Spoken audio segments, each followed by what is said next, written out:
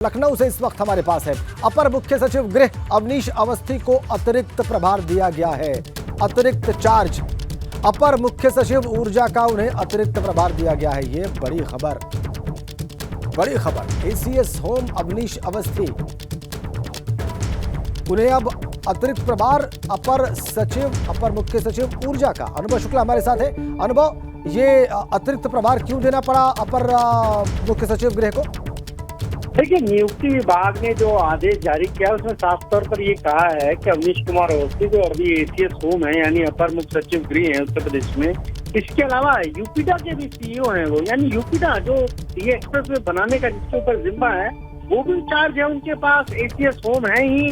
अब उन्हें अतिरिक्त चार्ज ऊर्जा का भी दे दिया गया है और एम देवराज जो थे उन्हें वहां से हटाया गया। अभी तक जो ऊर्जा देख रहे थे, लेकिन ये नहीं बताया उस पूरे ऑर्डर में किसके पीछे वजह क्या है, क्यों ऐसा किया गया। क्या उत्तर प्रदेश में जो बिजली की किल्लत है, बिजली व्यवस्था सुधर नहीं पा रही है, वो एक वजह है, इस वजह से अवनीश अवस्थी को वहां भेजा गया है, या फिर इसके पीछे कोई दूसरी वजह है? क्या कुछ और परिवर्तन होने हैं क्या? इससे एक संकेत तो ये भी मिल रहे हैं। क्यों? क्योंकि अगर एसीएस होम अवनीश अवस्थी को चार्ज दिया गया है तो जाहिर सी बात है अतिरिक्त चार्ज तो लंबे समय तक रहेगा नहीं, किसी न किसी को वहाँ पर पूरी तरह से कार्यभार सौंपा जाएगा। पर एक वजह ये बताई जा रही है कि जिस तरह से बिजली की हम कहें जो व्यवस्था होनी चाहिए थी और वो पटरी से उतरी हुई है उत्तर प्रदेश में। आपने देखा 100 दिन की सरकार में बिजली को लेकर कितना किल्लत का हंगामा मचा, जो कि वन में हमें ये देखने को नहीं मिला था। तो शायद अवनीश अवस्थी पहले भी हम कहें तो जो बिजली विभाग वहाँ पर रह चुके हैं, इस विभाग वो पहले एमडी हुआ करते थे, तो उनको ये भी पता है कि कैसे उत्तर प्रदेश की जो विद्युत प्रणाली है उसको ठीक किया जा सकता है। ये एक वजह हो सकती है, लेकिन नियुक्ति विभाग ने ये भी बताया कि एम देवराज जिनको हटाया गया उनको कहाँ भेजा गया है और इस आदेश के पीछे क्या वजह ये भी नहीं बताया गया है। जी, ये आपने बड़ी महत्वपूर्ण बात बताई हमारे दर्शकों को।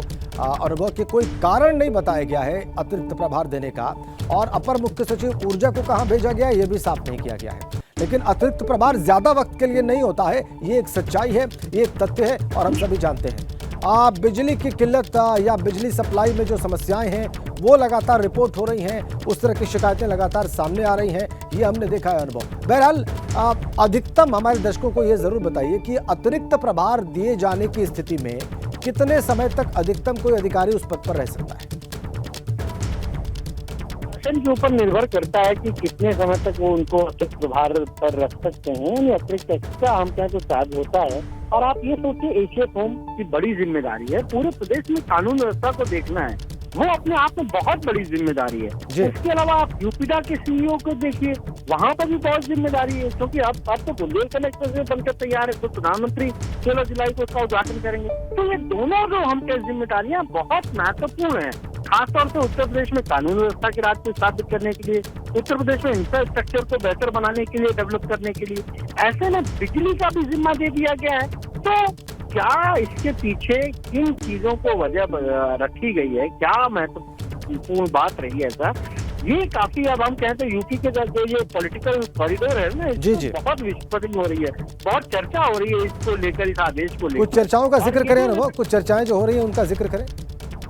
देखिए, ये भी कहा जा रहा है कि शायद अतिरिक्त प्रभार दिया गया है, हो सकता है कि पूर्णकालिक रूप से यही प्रभार मिल जाए, या फिर कहीं पर किसी और की जिम्मेदारी बदली जाए और दूसरे व्यक्ति को यहाँ भेजा जाए। इस तरह की भी चर्चाएं हैं। और चूंकि एसीएस होम का जो भी काम आप देखिए, चाहे उन्होंने कानून व्यवस्था के मुद्दे पर हो या फिर यूपीडा के तौर पर हो, उस काम को तो यहाँ हम कहते हैं अप्रिशिएट सरकार बार बार करती है। ये कहती है कि अच्छा काम हुआ है। कानून व्यवस्था के मुद्दे को तो प्रश्न बना लिया था, पूरा चुनाव में कैंपेन किया बीजेपी ने। और उसके अलावा जो इंफ्रास्ट्रक्चर की जब बात होती है तो यूपीडा की बात होती है। अभी हमने ग्राउंड ब्रेकिंग ट्री सेरेमनी में देखा किस तरीके से तारीफ हुई जो एक्सप्रेस वे बने हैं उसकी। तो कहीं न कहीं हो सकता है जिम्मेदारी देने के पीछे एक वजह है कि उनका जो एक्सपीरियंस पहले रहा है बिजली विभाग में, उसका उपयोग किया जाए, उसका सदुपयोग किया जाए। ठीक है, अनुभव हमारे साथ बने रहिए। एक और बड़ी अपडेट इस वक्त हमारे पास है, और एक और बड़ी अपडेट ट्रांसफर्स को लेकर। यूपी में जो कई विभागों में ट्रांसफर्स हुए, तबादले हुए, उन पर सवाल उठ रहे हैं। स्वास्थ्य विभाग के बाद स्टाम्प और पीडब्ल्यूडी विभाग में सवाल उठे हैं। स्टाम्प विभाग में तबादलों को लेकर मुख्यमंत्री से शिकायत की गई है। पीडब्ल्यूडी विभाग में मृत इंजीनियर का तबादला कर दिया गया। पीडब्ल्यूडी डिपार्टमेंट में कई जेईस, कई जूनियर इंजीनियर्स का 2 जिलों में ट्रांसफर कर दिया गया। और इन्हीं गड़बड़ियों के सामने आने के बाद अब लखनऊ में हलचल तेज हो गई है। पहले डिप्टी सीएम ब्रजेश पाठक ने स्वास्थ्य विभाग में तबादलों को लेकर नाराजगी जाहिर की थी पत्र लिखकर। और वहीं अब स्टाम्प और निबंधन विभाग में हुए तबादलों को लेकर उप निबंधकों ने नियमों का उल्लंघन बताते हुए मुख्यमंत्री से इस मामले की जांच कराने की मांग की है। बड़ा यह मामला होता हुआ अनुभव शुक्ला लगातार हमारे साथ बने हुए हैं। अनुभव, ट्रांसफर्स को लेकर इस देश में पहले भी और प्रदेश में पहले भी बहुत सारी चर्चाएं हुई हैं, पहले सारे आक्षेप लग चुके हैं, लेकिन ये जो इस बार विषय सामने आ रहा है अनुभव, ये बल्क में काफी बड़ी संख्या में इस तरह की शिकायतें सामने आ रही हैं। उत्तर प्रदेश में जिस तरीके से तबादलों में गड़बड़ियां हुई है बहुत हास्यास्पद है। आप देखिए, स्वास्थ्य विभाग ने एक डॉक्टर का ट्रांसफर कर दिया और जिसकी डेथ हो चुकी थी, उनको कब उनका तबादले का आदेश मिलता जिस दिन उनकी 13वीं होती है। चलिए, ये तो स्वास्थ्य विभाग की बात हो गई। तमाम वहाँ गड़बड़ियां हुई। खुद उप मुख्यमंत्री ब्रजेश पाठक ने चिट्ठी लिखकर पूछा, उन्होंने तो खुद अपने विभाग में गड़बड़ियों का संज्ञान लिया और पूछा जिम्मेदार लोगों से। और अब आप देखिए, पीडब्ल्यूडी में जो तबादले का समय सीमा थी, उससे पहले एक इंजीनियर का तबादला कर दिया, उनको भेज दिया झांसी मंडल में और उनकी डेथ हुए 3 साल हो चुके थे। घनश्याम दास, ये हम कहें तो अपर अभियंता थे सिविल के, और इनको भेजा था फिरोजाबाद से, भेज दिया झांसी, जबकि इनकी डेथ हो चुकी थी 2019 में ही।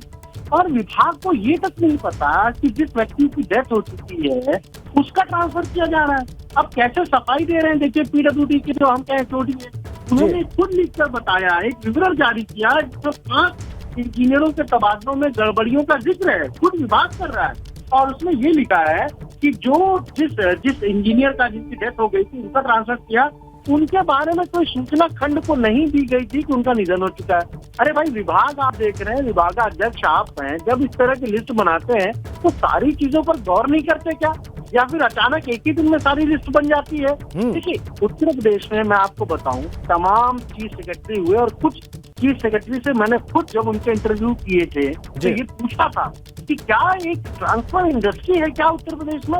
उनमें से दो जो मुख्य सचिव थे, उन्होंने साफ तौर पर कहा था कि उत्तर प्रदेश में ट्रांसफर इंडस्ट्री है, यानी यहाँ पर ट्रांसफर के जरिए लोग कहीं न कहीं आर्थिक रूप से अपना लाभ कमाते हैं। तो ये उत्तर प्रदेश के मुख्य सचिव कह चुके हैं, खुद इस बात को मान चुके हैं। लेकिन जो ये गड़बड़ियां सामने आ रही हैं, आप देखिए किस तरीके से विभाग आंखें मूंदे बैठा हुआ है। बिल्कुल। जीवित व्यक्ति का ट्रांसफर कर रहे हैं या मृत व्यक्ति का ट्रांसफर कर रहे हैं। जब मीडिया में खबर आ रही है तो सब अपनी सफाई देने में जुट जा रहे हैं, और सबसे बड़ी बात कि कार्रवाई किसी पर नहीं हो रही है। बिल्कुल, आपने ठीक कहा, जबकि अब ये विषय इस स्तर तक आ गया है कि कार्रवाई आवश्यक है, कार्रवाई बनती है।